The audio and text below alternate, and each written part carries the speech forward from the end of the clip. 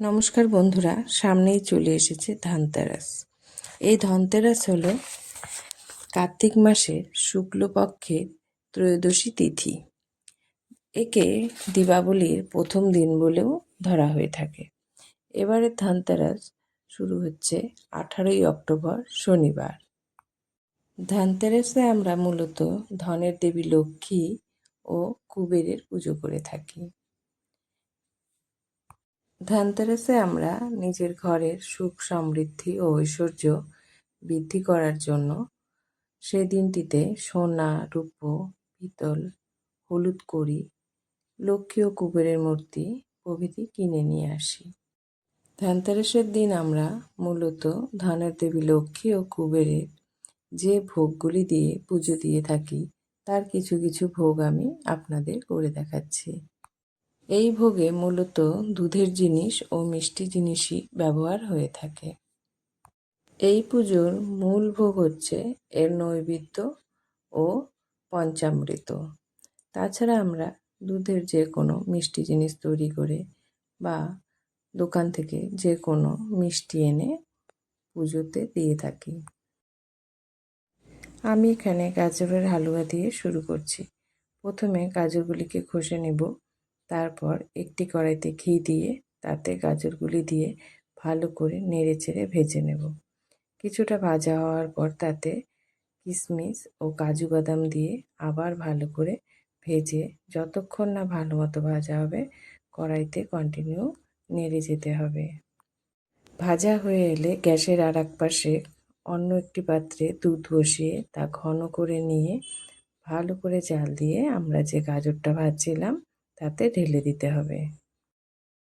এরপর দুধটাকে আর গাজরটাকে ভালো করে একসাথে ফুটিয়ে নিলেই আমাদের গাজরের হালুয়া প্রায় হয়ে আসবে। এরপর আমরা গাজরের হালুয়াটাতে কিছুটা খোয়া ক্ষীর দিয়ে দেব। খোয়া ক্ষীর দেওয়া হয়ে গেলে আমরা এখনও হালুয়াটায় মিষ্টি দেইনি, এবার মিষ্টি দিয়ে দেব। আগেই যদি মিষ্টি দিয়ে দিই তবে গাজরগুলো ভালো সেদ্ধ হতে চাইবে না, তাই মিষ্টিটা আপনারা পরেই দেবেন। মিষ্টিটা দিয়ে কিছুক্ষণ নাড়াচাড়া করে ফুটিয়ে নিয়ে বেশ শুকনো শুকনো করে নিয়ে নিলেই আমাদের গাজরের হালুয়া তৈরি হয়ে আসবে। আমরা এতে দুটো এলাচ থেতলো করে দিয়ে দেব। নামাবার পর কয়েকটি পেস্তা কুচি করে উপরে ছড়িয়ে দেব। এবার আমরা তৈরি করে নেব টক দই।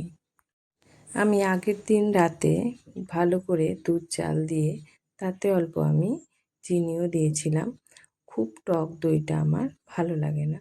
এরপর একটি পরিষ্কার কাচের পাত্রে আগের পাতা টক দই থেকে অল্প একটু ছাঁচ নিয়ে তাতে দুধটা ঢেলে ভালো করে ঢেকে গরম জায়গায় রেখে দিলে পরের দিন দেখবেন কি সুন্দর টক দই পেতে গেছে।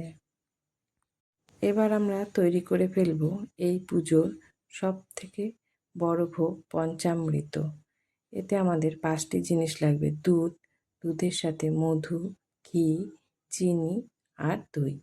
সব কিছু ভালো করে মিলিয়ে মিশিয়ে পরিমাণ মতো দিয়ে নেড়ে চেড়ে নিলেই আমাদের পুজোর পঞ্চামৃত তৈরি হয়ে যাবে। লক্ষ্মী ধন কুবেরের সঙ্গে যেহেতু গণেশ ঠাকুরেরও পুজো করা হয়, তাই লাড্ডু ও নারকেলের নাড়ু তো রাখতেই হবে। আর নারকেলটা এই পুজোয় খুব শুভ বলে ধরা হয় ফলের মধ্যে, তাই নারকেলের ব্যবহারটা এই পুজোতে করেই থাকে। সবশেষে করে নিচ্ছি আমাদের বাঙালির ঘরের পায়েস।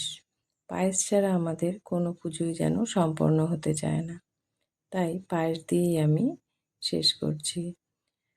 প্রথমে দুধগুলো ভালো করে গরম করে নিয়ে তাতে গোবিন্দভোগ চাল আগে থেকে ভিজিয়ে রাখবেন, রেখে ঢেলে দিয়ে ভালো করে নেড়ে চেড়ে নিয়ে তারপর চালটা সিদ্ধ হয়ে এলে তাতে পরিমাণ মতো গুড়, চিনি যে যা দেবেন দিয়ে ভালো করে ফুটিয়ে যখন ঘন ঘন হয়ে যাবে তারপর নামিয়ে নেবেন।